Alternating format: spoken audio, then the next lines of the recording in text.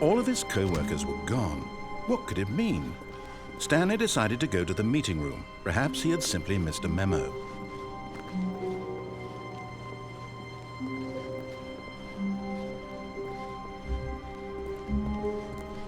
When Stanley came to a set of 2 open doors, he entered the door on his left. This was not the correct way to the meeting room, and Stanley knew it perfectly well. Perhaps he wanted to stop by the employee lounge first, just to admire it. Ah, yes, truly a room worth admiring. It had really been worth the detour after all, just to spend a few moments here in this immaculate, beautifully constructed room.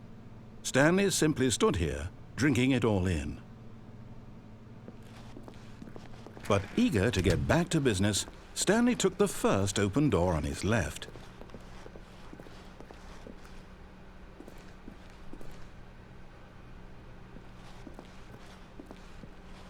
Stanley was so bad at following directions, it's incredible he wasn't fired years ago.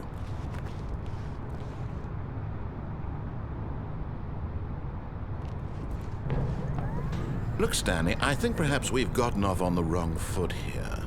I'm not your enemy, really, I'm not.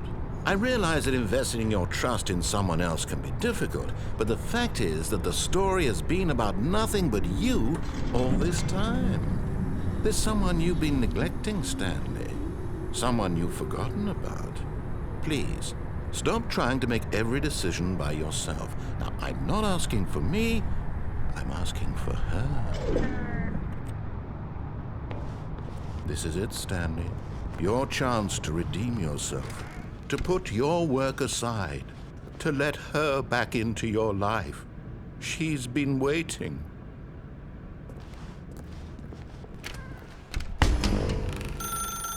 That's her, Stanley. You need to be the one to do this, to reach out to her. If you can truly place your faith in another, then pick up the phone.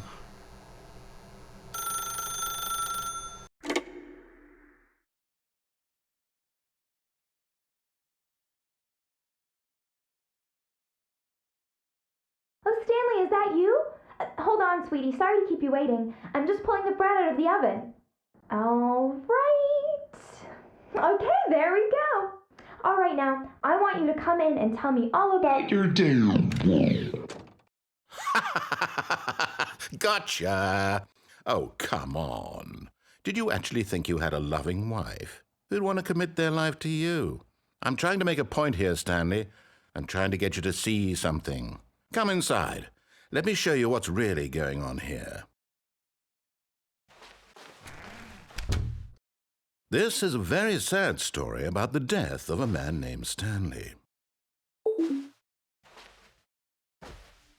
Stanley is quite a boring fellow. He has a job that demands nothing of him, and every button that he pushes is a reminder of the inconsequential nature of his existence. Look at him there, pushing buttons, doing exactly what he's told to do. Now he's pushing a button. Now he's eating lunch. Now he's going home. Now he's coming back to work. One might even feel sorry for him, except that he's chosen this life. But in his mind, in his mind he can go on fantastic adventures. From behind his desk, Stanley dreamed of wild expeditions into the unknown, fantastic discoveries of new lands. It was wonderful, and each day that he returned to work was a reminder that none of it would ever happen to him. And so he began to fantasize about his own job. First, he imagined that one day while at work, he stepped up from his desk to realize that all of his co-workers, his boss, everyone in the building had suddenly vanished off the face of the earth. The thought excited him terribly. So he went further. He imagined that he came to 2 open doors and that he could go through either. At last, choice. It barely even mattered what lay behind each door. The mere thought that his decisions would mean something was almost too wonderful to behold. As he wandered through this fantasy world, he began to fill it with many possible paths and destinations.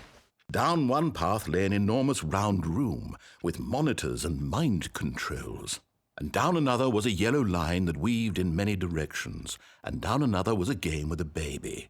And he called it the Stanley Parable. It was such a wonderful fantasy, and so in his head he relived it again, and then again, and again, over and over, wishing beyond hope that it would never end, that he might always feel this free. Surely there's an answer down some new path, mustn't there be? Perhaps if he played just one more time. But there is no answer. How could there possibly be?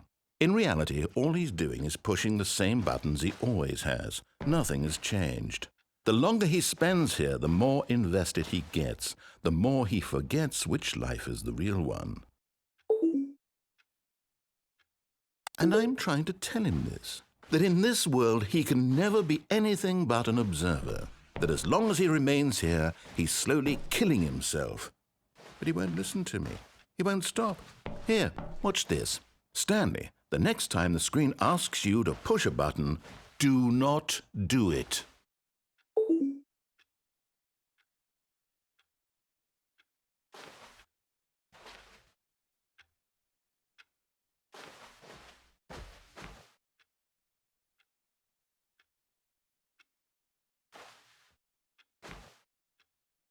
You see?